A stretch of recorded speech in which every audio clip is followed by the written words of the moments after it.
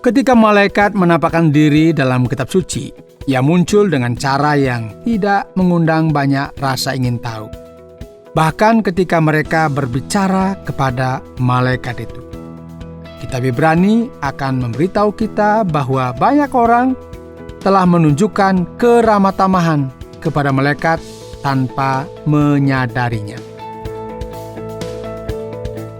Saudara pendengar, bersama dengan saya, Oti Priambodo, dalam program Jalan 66. Sebuah program di mana kita mempelajari Alkitab pasal demi pasal dan memahami isinya.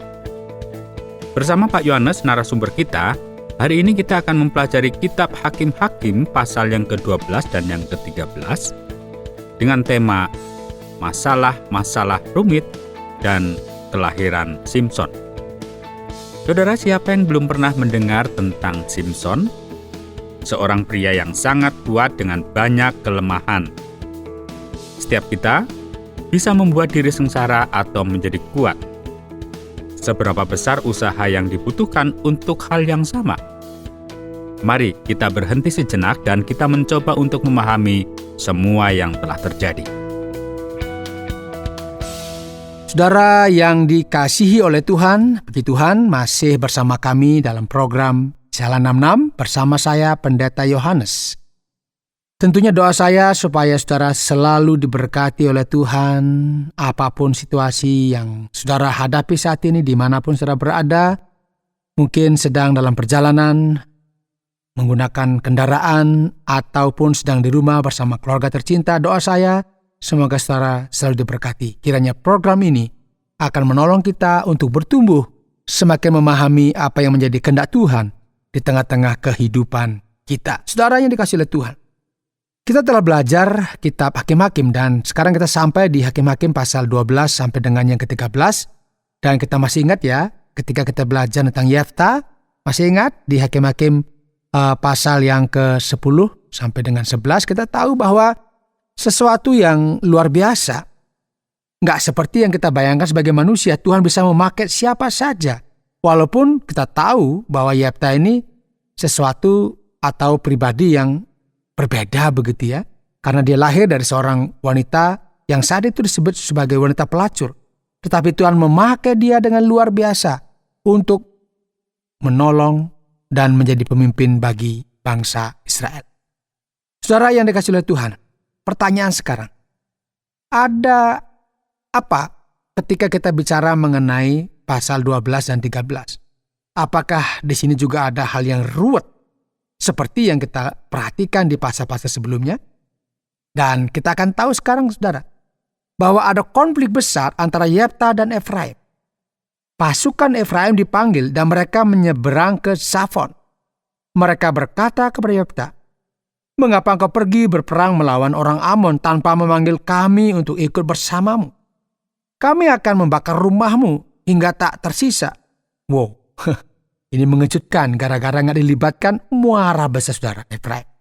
Ini kita perhatikan ada masalah bahwa tidak saja mereka berhadapan dengan musuh yang ada di sekeliling mereka, tetapi antar suku juga kita kenal ada perselisihan.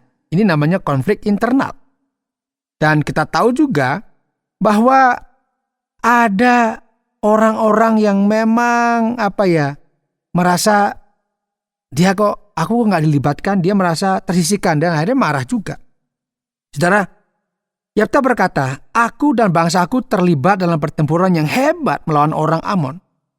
Dan meskipun aku memanggil, engkau tidak menyelamatkan aku dari tangan mereka. Ketika aku melihat bahwa engkau tidak mau menolong, aku mempertaruhkan nyawaku dan menyeberang untuk melawan orang Amon, dan Tuhan memberiku kemenangan atas mereka. Sekarang, mengapa kamu datang hari ini untuk melawan aku?" Yefta kemudian memanggil orang-orang Gilead dan berperang melawan Efraim. Orang-orang Gilead mengalahkan mereka karena orang-orang Efraim telah berkata, "Kamu orang-orang Gilead adalah pembelot dari Efraim dan Manasye." Orang-orang Gilead merebut tempat-tempat penyeberangan sungai Yordan yang menuju ke Efraim. Dan setiap kali seorang yang selamat dari Efraim berkata, "Izinkanlah aku menyeberang." Orang-orang Gilead bertanya kepadanya, "Apakah kamu orang Efraim?" Jika ia menjawab tidak, mereka berkata, "Baiklah, katakanlah Sibolet. Jika ia menjawab Sibolet, ya, maka kita memiliki masalah linguistik ya di sini. Karena ia tidak dapat mengucapkan kata itu dengan benar, ya, mereka menangkapnya dan membunuhnya di tempat-tempat penyeberangan Sungai Yordan. Jadi ada 42.000 orang Ibrani terbunuh pada waktu itu. Ini sungguh sesuatu yang mengerikan, saudara. Ini masalah yang serius yang terjadi pada saat itu. Ini pelik sekali yang dihadapi oleh umat Tuhan. Bukan saja mereka berperang melawan suku-suku yang menjadi musuh mereka, mereka juga berperang di antara mereka sendiri pada mereka bersaudara. Kemudian kita perhatikan juga Yefta memimpin Israel selama 6 tahun. Kemudian Yefta orang Gilead itu mati dan dimakamkan di sebuah kota di Gilead. Setelahnya kita memiliki 3 hakim lain yang hanya disebutkan ya. Di pasal 12 ada Ebsan, Elon, Abnon ya. Ebsan dari Bethlehem ya tidak memiliki banyak pengaruh, tetapi ya memerintah dan memimpin umat selama 7 tahun. Setelahnya kita tahu juga ada yang namanya Elon, ini dari Zebulon ya, dan dia memimpin Israel selama 10 tahun. Setelah Elon kita melihat ada Abdon memimpin bangsa Israel selama 8 tahun dan dia berasal dari tanah Efraim. Nah, di sini kita hanya memiliki referensi singkat saja, enggak banyak yang detail tentang hakim-hakim di pasal 12. Dan di masa-masa sulit dan penuh tekanan, saudara, kita menemukan secercah harapan bagi Israel. Ketika kita bicara kelahiran seseorang yang terkenal, bahkan ada filmnya. Ada yang tahu, saudara? Iya, betul. Siapa? Simpson. Ada filmnya ini. Saudara, kita melihat di sini banyak masalah yang rumit. Sekali lagi, kita melihat bagaimana Tuhan bekerja. Walaupun mereka ini, ya kita tahu siklusnya ya, selalu berbuat kejahatan. Kalau kita baca di bagian kitab suci dikatakan seperti ini, saudara. Sekali lagi orang Israel melakukan apa yang jahat di mata Tuhan. Sehingga Tuhan menyerahkan mereka ke tangan orang Filistin selama 40 tahun. Saudara bayangkan 40 tahun. Seorang pria dari Zora bernama Manoah, dari klan orang Dan, memiliki seorang istri yang mandul. Tidak dapat melahirkan. Malaikat Tuhan menampakkan diri kepadanya dan berkata, engkau mandul dan tidak memiliki anak, tetapi engkau akan hamil dan melahirkan seorang anak laki-laki. Maka pastikanlah engkau tidak minum anggur atau minuman yang memabukkan lainnya, dan jangan makan sesuatu yang haram. Engkau akan hamil dan memiliki seorang anak laki-laki yang kepalanya tidak boleh disentuh pisau cukur, karena anak laki-laki itu akan menjadi seorang nazir yang dibaktikan kepada Allah sejak dari kandungan. Ia akan memimpin dalam membebaskan Israel dari tangan orang Filistin. Saudara, kita tahu ya, bangsa Filistin ini kan bangsa yang lebih kuat, memiliki ya logistik yang luar biasa, kekuatan militer dan teknologi yang luar biasa, lebih canggih lah. Ya ini kita sebut sebagai negara-negara yang superpower pada saat itu ya. Nah sekarang kita tahu bagaimana Tuhan campur tangan untuk membebaskan orang Israel yang dikatakan tadi 40 tahun, sekarang dia dalam tekanan. Dan cara yang luar biasa yang diberikan di sini, ternyata dia memilih dari seorang wanita yang mandul, saudara. Wanita yang tidak memiliki anak, tetapi dibilang kamu akan memiliki anak, tetapi anak ini harus dipersembahkan kepada Tuhan dan dia akan menjadi nasyir. Dan dia akan tidak boleh rambutnya dicukur, tidak boleh minum anggur, semuanya. Karena ini sesuatu yang spesial. Dan dikatakan di sini, dia tampak seperti malaikat Tuhan, sangat menakutkan. Aku tidak bertanya dari mana asalnya, dan dia tidak memberitahuku namanya. Ini dia ngomong sama suaminya. Tetapi dia berkata kepadaku, kamu akan hamil dan melahirkan seorang anak laki-laki. Dan menjelaskan, ini saya katakan sebagai campur tangan ilahi. Lalu Manoah berdoa kepada Tuhan, ampunilah hamba-Mu Tuhan. Aku mohon kepadamu agar abdi Allah yang kau utus kepada kami datang kembali untuk mengajar kami bagaimana membesarkan anak laki-laki yang akan lahir itu. Tuhan mendengar Manoah. Dan malaikat Allah datang kembali kepada perempuan itu ketika ia sedang berada di ladang. Tetapi suaminya Manoah tidak bersamanya. Perempuan itu bergegas memberitahu suaminya, dia ada di sini. Pria yang menampakkan diri kepadaku tempo hari. Manoah bangkit dan mengikuti istrinya. Ketika ia sampai kepada pria itu, ia berkata, apakah engkau pria yang berbicara dengan istriku? Benar, katanya. Maka Manoah bertanya kepadanya, ketika perkataanmu digenapi, apa aturan yang mengatur kehidupan dan pekerjaan anak laki-laki itu. Malaikat Tuhan menjawab, istrimu harus melakukan semua yang telah kukatakan kepadamu. Ya, tidak boleh makan apapun yang berasal dari pohon anggur, atau minum anggur, atau minuman yang difermentasi, atau makan sesuatu yang haram. Ia harus melakukan semua yang telah kuperintahkan kepadanya. Manoah berkata kepada malaikat Tuhan, kami ingin engkau tinggal sampai kami menyiapkan seekor kambing muda untukmu.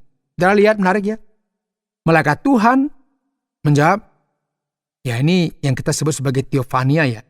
Allah menampakkan diri untuk mengumumkan pembebasan bagi umat. Sekalipun engkau menahan aku tidak akan memakan makananmu. Tetapi jika engkau menyiapkan korban bakaran, persembahkanlah itu kepada Tuhan. Jadi Manoah gak menyadari bahwa ini adalah malaikat Tuhan. Dia pikir ya ini orang yang pas lewat begitu ya. Lalu Manoah bertanya kepada malaikat Tuhan, siapakah namamu? Sehingga kami dapat menghormatimu ketika firman-Mu menjadi kenyataan. Ia menjawab, mengapa kau menanyakan namaku? Sungguh tak terpahami, saudara ya. Kemungkinan lain, ya menurut teks yang ada, ini adalah nama yang indah.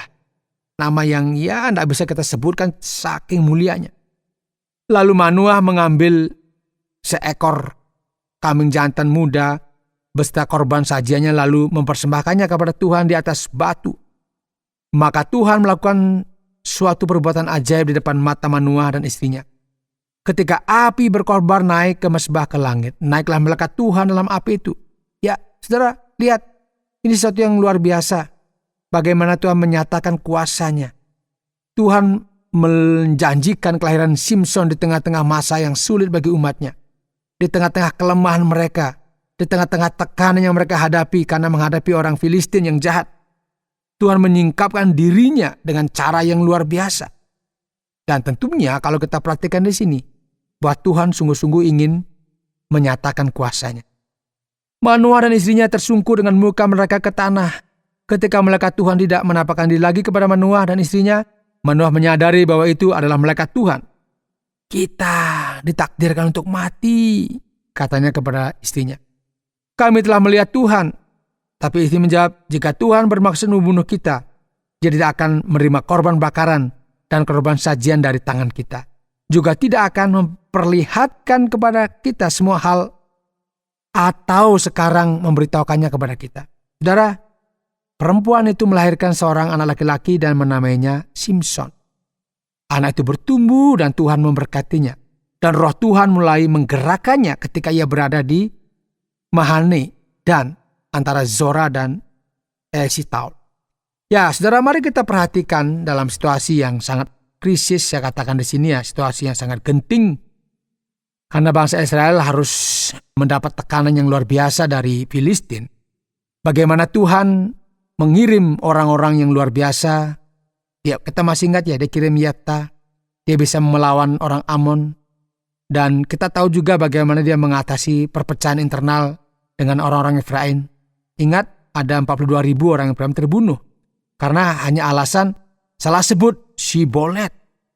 Dan beberapa pemimpin berikutnya tidak berbuat banyak di sini ya. Dan kini kita tahu bahwa Israel mulai terpecah belah. Israel mulai melemah karena ada konflik internal yang terjadi. Dalam keadaan yang seperti itu mereka harus menghadapi siapa, saudara? Filistin. Dan mereka dikatakan dikuasai oleh Filistin kurang lebih 40 tahun. Dan disinilah kita lihat bagaimana Tuhan campur tangan melalui Simson dengan cara-cara yang ajaib. Yang kita tahu bahwa dia adalah pribadi yang digunakan Tuhan sebagai pribadi yang kuat, yang hebat. Untuk apa? Untuk berperang melawan orang Filistin. Kita tahu bahwa orang Filistin ini kan kita tahu ini memiliki teknologi yang jauh lebih maju. Mereka menjadi ancaman yang lebih besar bagi orang Israel. Dan hanya dengan campur tangan Tuhan, Israel bisa menang dalam kondisi ini. Dan kita tahu di sini bahwa kita bisa belajar, saudara, dalam situasi yang sulit, yang sukar, mungkin tidak ada jalan keluar. Tuhan hadir di keadaan-keadaan yang demikian. Untuk apa? Untuk menolong kita. Untuk menyertai kita. Sebagaimana dia mengirimkan Simson. Kita percaya juga bahwa Tuhan selalu mengirimkan bantuannya kepada kita. Untuk menolong kita, untuk mengatasi situasi sulit yang mungkin kita hadapi, yang mungkin Anda hadapi saat ini. Percayalah bahwa Tuhan melihat dan Tuhan campur tangan di tengah-tengah kehidupan kita. Baiklah Pak Yones, berikut kita sampai pada sesi tanya jawab. Yang pertama, saya mulai tentang keseluruhan kisah Sibolet dan Sibolet ini. Saya benar-benar tidak mengerti apa yang terjadi dalam bagian ini, dan saya tidak tahu apakah pendengar kita juga mengerti. Apakah ini semacam merek permen karet baru atau semacamnya? Kedengarannya memang seperti itu dari namanya. Nah, apakah Pak Yones bisa menjelaskan dalam bagian ini?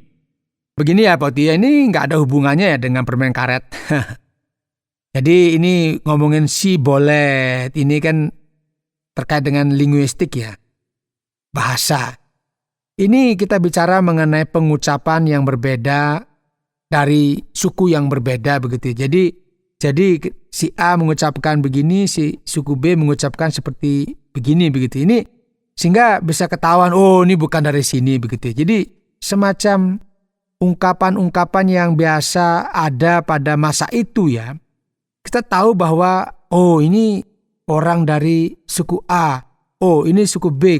Dia mengucapkannya sudah ketahuan kalau tidak asli di situ gitu loh maksudnya. Jadi ternyata orang Efraim itu nggak bisa mengucapkan Sibolet. Karena apa? Karena dia memang tidak terbiasa dengan ucapan itu. Ketika diminta, ayo ucapkan Sibolet, begitu mengucapkan, wah ini berarti bukan dari sini. Akhirnya apa? Dibunuh mereka. Nah ini yang saya katakan sebagai persoalan yang terjadi karena aksen yang berbeda, dia berasal dari mana ketahuan? Oh ini dari Efraim.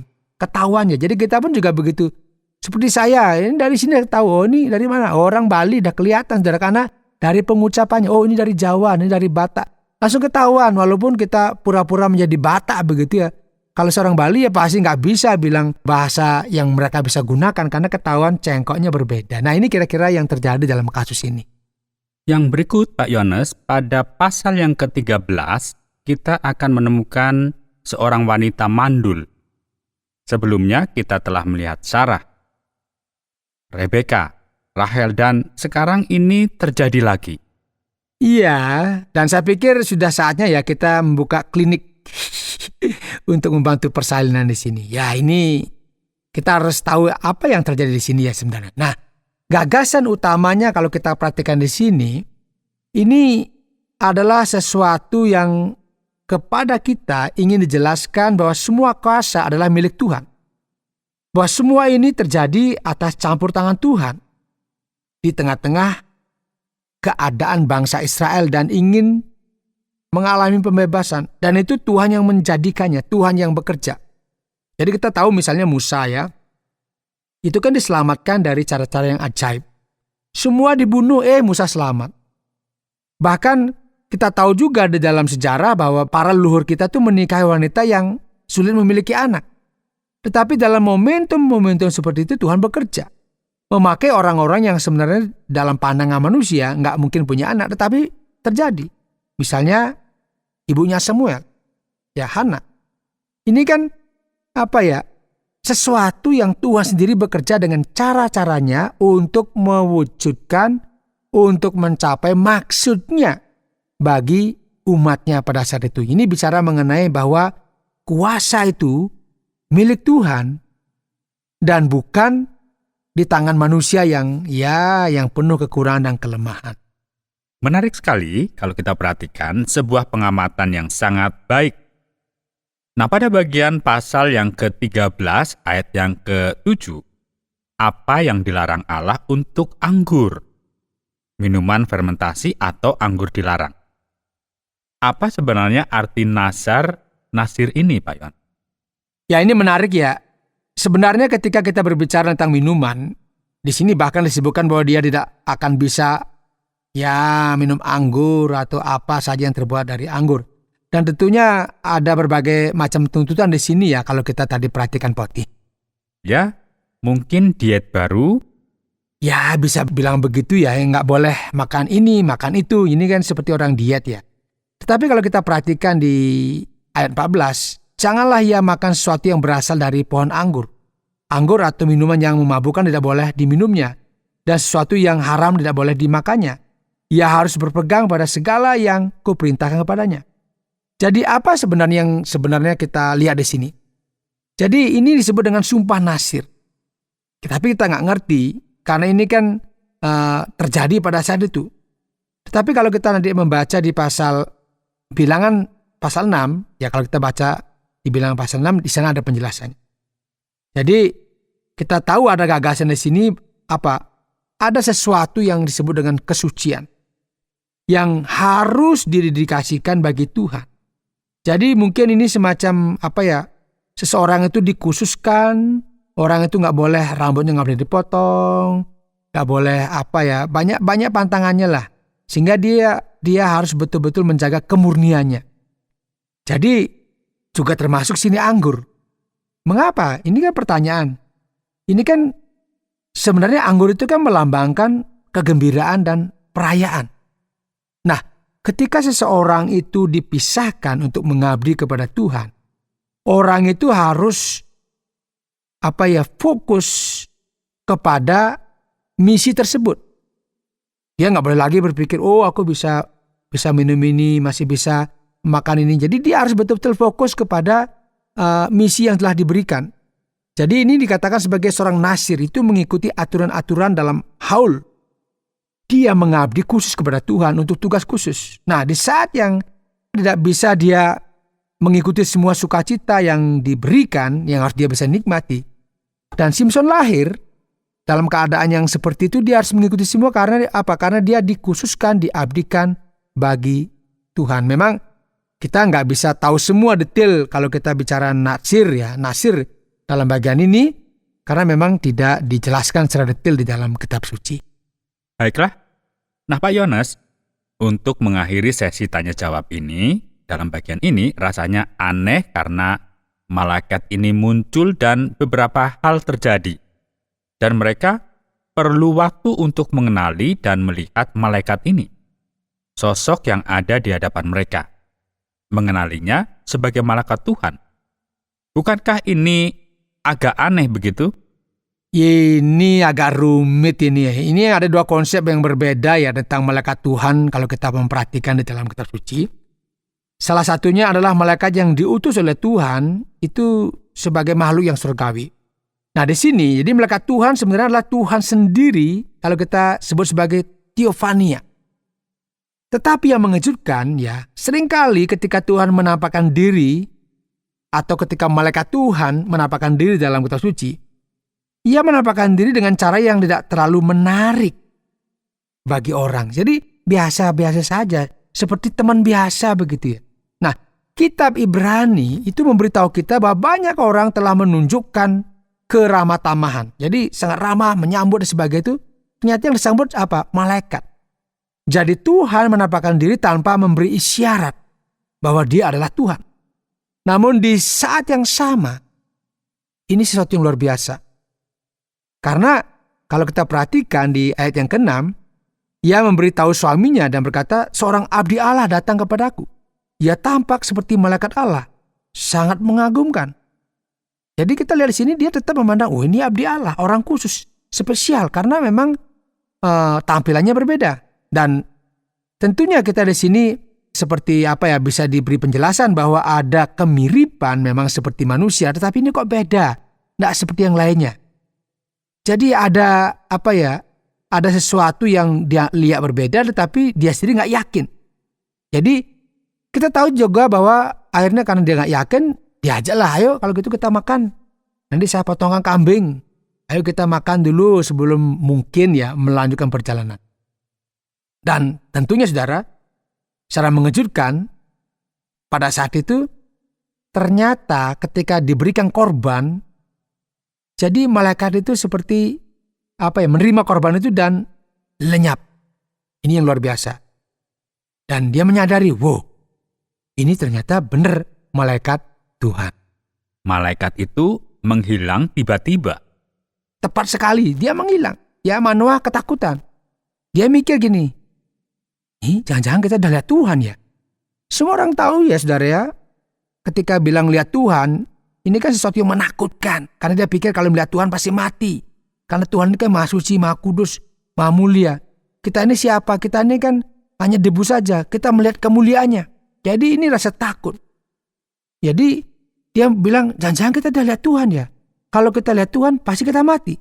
Jadi kita lihat di sini bagaimana Tuhan mendekati manusia dengan cara-cara yang membuat mereka pada akhirnya memiliki pengalaman yang tidak pernah terlupakan. Jadi Tuhan bertindak sedemikian rupa untuk mendekatkan dirinya dengan manusia. Tetapi juga di sisi yang lain dia juga menjaga jarak. Karena dia suci, kudus, dan dia adalah yang maha kuasa. Transendensinya. Ya, transendensinya itu bersama dengan imanensinya di sini Pak Oti ya. Baik, terima kasih banyak atas penjelasannya Pak Yohanes. Bagaimana dengan kesimpulan dalam bagian ini? Saudara, hari ini kita telah belajar Hakim-Hakim pasal 12 dan 13. Dan kita tahu ini ada masalah yang rumit lagi ya, terkait dengan kelahiran Simson. Kita belajar apa ya hari ini saudara? Kita belajar pada hari ini bahwa ketika masa sulit, Tuhan menyatakan diri dengan cara yang istimewa. Setelah kita membaca pasal-pasal di dalam kitab Hakim-Hakim ini ya, kita mungkin akan sulit tidur ini. Kok bisa banyak masalah, begitu banyak pertempuran, begitu banyak ketidaktaatan, begitu banyak orang meninggalkan Tuhan dan sebagainya. Kita mulai bingung, dan umatnya kok seperti ini ya, ini sesuatu yang menakutkan. Ini benar nggak ya umat Tuhan kok seperti ini ya? Saudara, di saat krisis terbesar, kesulitan terbesar, ketika semua harapan sirna saudara, Tuhan hadir dan turun tangan dengan cara yang istimewa, memilih seseorang yang akan membawa pembebasan bagi umat dari tangan musuh yang besar. Siapa saudara? Bangsa Filistin. Jadi saudara, jangan kita lupa bahwa di saat yang paling sulit sekalipun, ingatlah, Tuhan hadir dengan cara yang istimewa untuk menyatakan dirinya di tengah-tengah kehidupan kita. Baiklah, terima kasih banyak Pak Yohanes. Saudara pendengar, karena waktu yang tidak memungkinkan, kita akhiri program Jalan 66 kali ini. Kami menantikan Anda untuk tetap mengikuti pelajaran berikut dalam lanjutan pembelajaran Alkitab yang memberikan pelajaran menyeluruh tentang firman Tuhan. Jika Anda memiliki pertanyaan atau berespon terhadap topik berhubungan dengan program ini, silakan menyampaikan melalui WhatsApp ke nomor 081 333 777 386 081 333 777 386. Terima kasih atas perhatian Anda.